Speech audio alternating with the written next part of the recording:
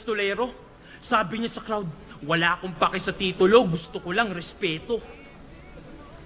Ang inang villain to, imo.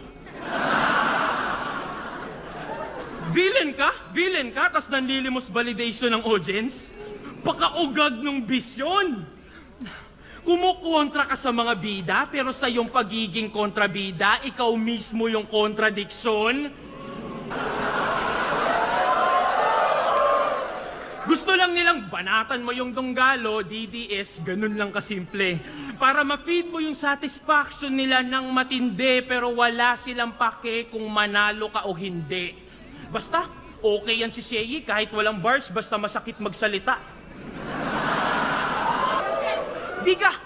King Ina, di ka naiinsulto sa ganyan? Hindi mo ba ramdam na yan ay kanilang paraan para punahin kakulangan mo pagdating sa sulatan?